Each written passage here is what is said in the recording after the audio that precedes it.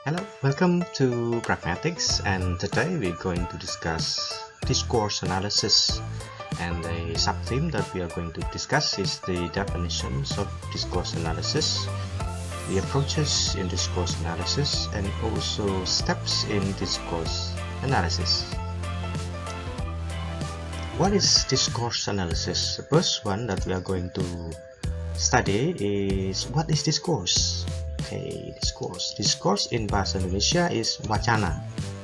Discourse is stretches of language perceived to be meaningful, unified, and purposive. Jadi menurut wacana adalah bahasa, language, yang seharusnya punya makna atau berarti, yang punya kesatuan atau tunggal, dan juga punya tujuan atau purposive. Jadi wacana itu asumsi bahwa bahasa itu mempunyai makna, punya kesatuan, dan punya tujuan. Nah, and then what is discourse features? Discourse features is structures of language longer than a sentence, meaningful and coherent, communicative and purposive, written or spoken. The same structure of language longer than a sentence. Fitur-fitur wacana itu adalah lebih luas daripada kalimat. Kalimatnya bagaimana? Kalimat yang meaningful, mempunyai arti, dan juga coherent atau sesuai. Coherent, communicative, and also purposive, yang punya tujuan, baik itu berupa bahasa yang tertulis dan juga bahasa yang lisan. Ingat, wacana itu bahasa yang punya arti, yang punya kesatuan, dan mempunyai tujuan. Maka dari itu, discourse analysis adalah the analysis of language in its social context. Discourse analysis itu adalah analisa kebahasaan atau analisa dari bahasa dalam framework sosial, dalam kerangka konteks sosial. Jadi analisa dari bahasa dalam hubungannya dengan sosial, itu discourse analysis. Question investigated by discourse analysis. Nah, kemudian dalam analisa wacana atau discourse analysis, kita punya beberapa pertanyaan yang ditanyakan di dalam investigasi discourse analysis. Yang pertama itu tentang teksnya. Oke, what does it mean? Bagaimana teks itu artinya ya? Kemudian how do we interpret the meaning of text? Gimana cara menginterpretasikan arti dalam sebuah teks. Kemudian pengetahuan apa saja dari konteks yang dibutuhkan untuk menganalisa wacana atau discourse analysis. And then what are the clues surrounding text? Jadi ada clues apa saja yang melingkupi teks tersebut. Jadi pasti diingat bahwa discourse analysis itu menganalisa teks dalam hubungannya dengan kehidupan sosial. Jadi kita harus tahu juga konteks sosialnya, kemudian clues surrounding text. Jadi harus mengetahui juga keadaan sosial yang melingkupi teks tersebut. Kemudian dalam hal participant, who are the participant? Siapa partisipan di dalam teks itu? Kemudian relasinya di antara mereka apa? Kemudian perbedaannya, what are the differences in power and knowledge between them? Ada nggak hubungan kekuasaan atau hubungan pengetahuan di antara partisipan dalam teks itu? And what are their goals? Dan tujuan mereka di dalam teks itu apa?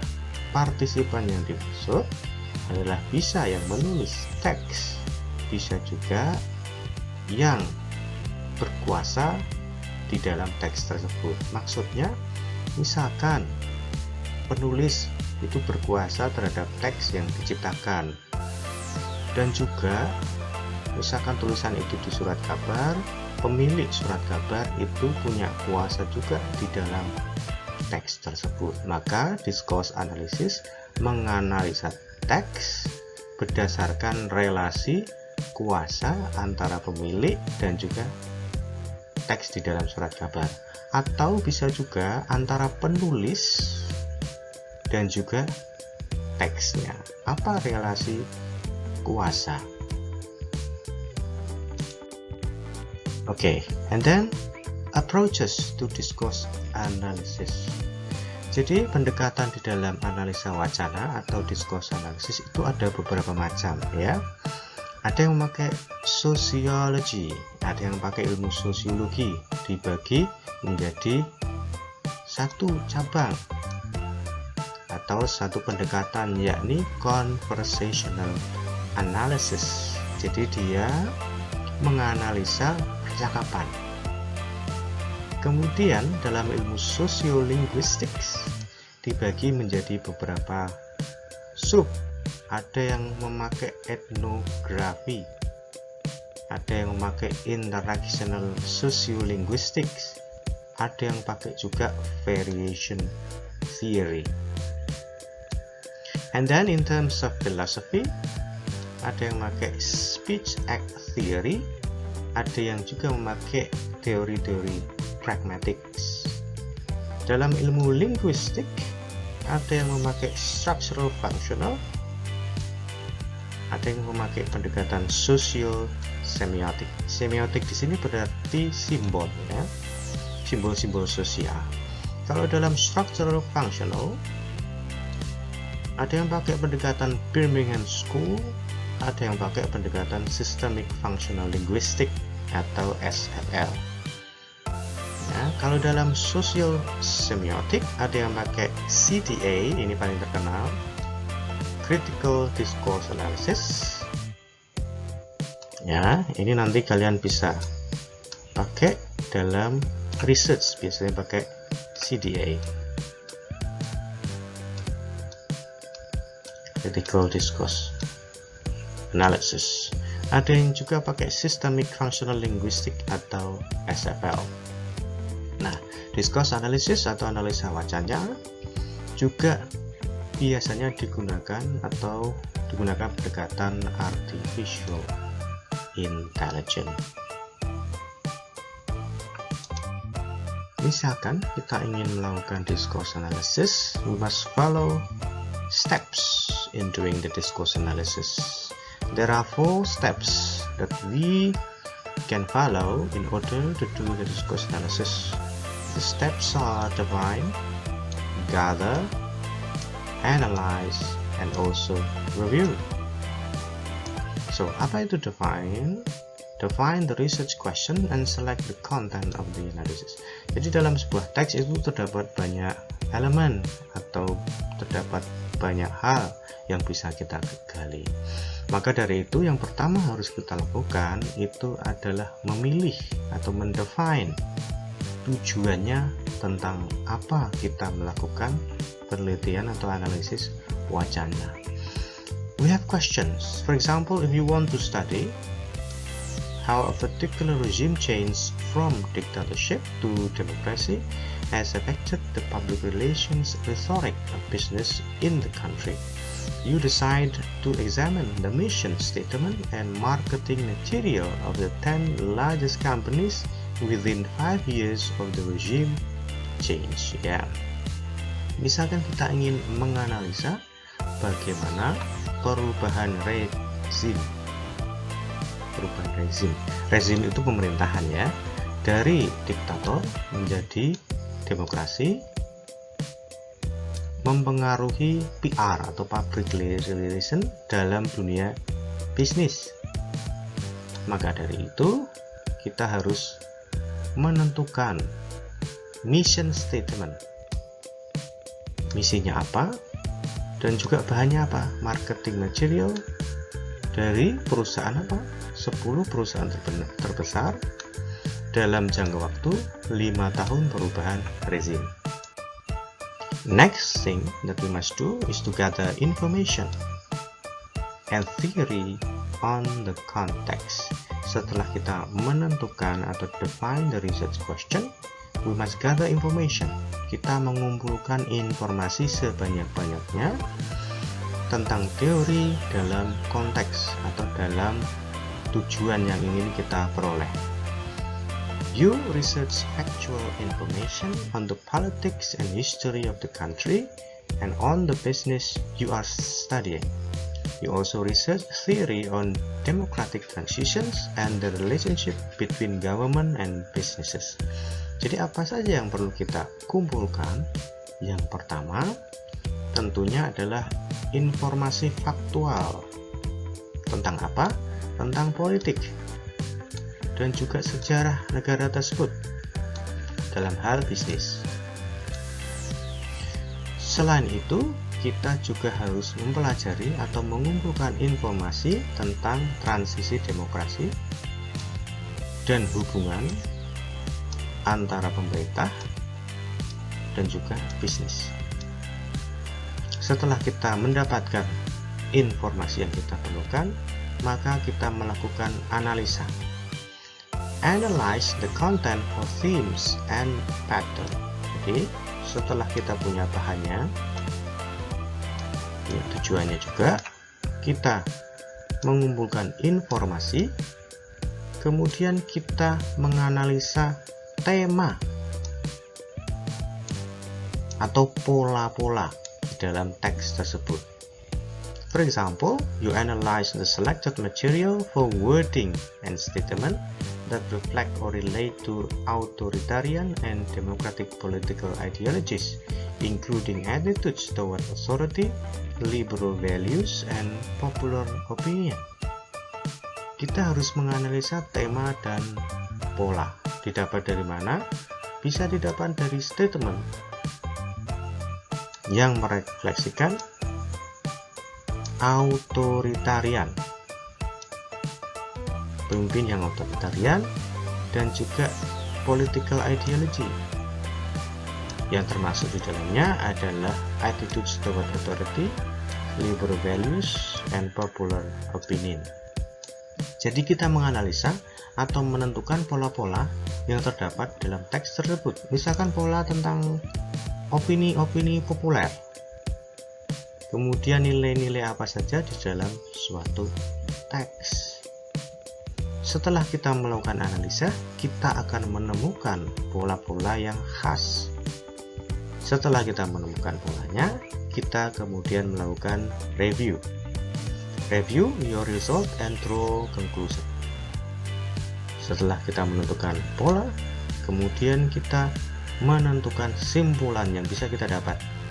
Misalkan, your analysis shows that the material published before the regime change use language that emphasize the quality and necessity of its services and products, while the material published after the shift to a democratic regime emphasize the needs and values of the consumer.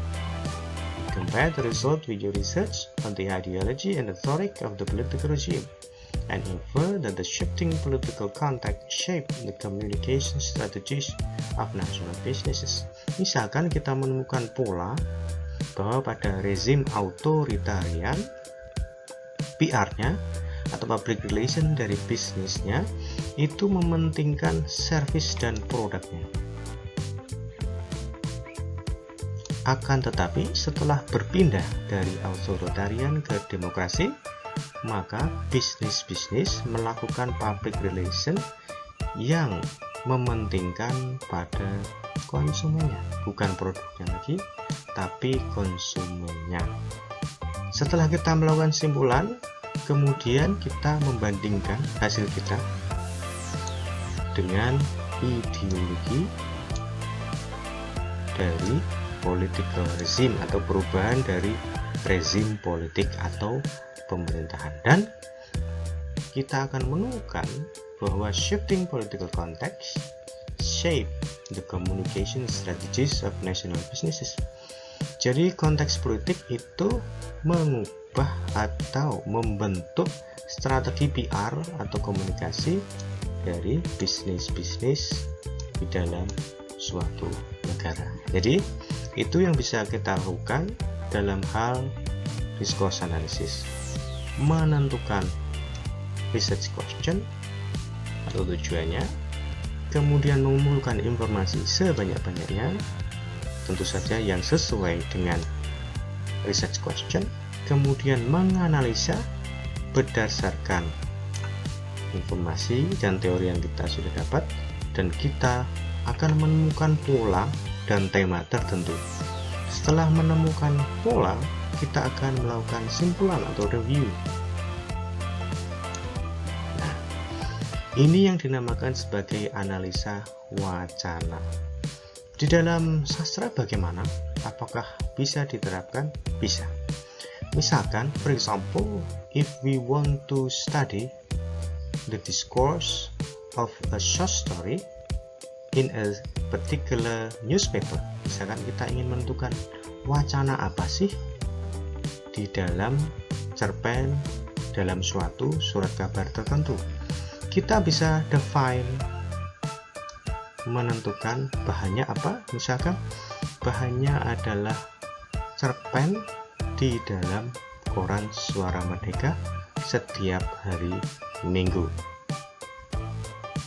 Kemudian kita bisa tentukan waktunya, setahun ya, cerpen setahun kira-kira 52 cerpen. Setelah itu kita bisa mengumpulkan informasi mengenai koran tersebut, kemudian teori-teori tentang jurnalistik, kemudian kita bisa mengumpulkan keadaan sosial yang melingkupi surat kabar tersebut. Kemudian kita akan menemukan tema atau pattern tertentu yang bisa didapat dari wording atau statement, atau dalam karya sastra misalkan dalam sentence atau dalam kalimat-kalimatnya. Kemudian biasanya kita akan menemukan conclusion, simpulan tertentu. Misal tema dalam surat kabar, misalkan di Jawa Tengah itu biasanya tema-tema tentang mistis ya.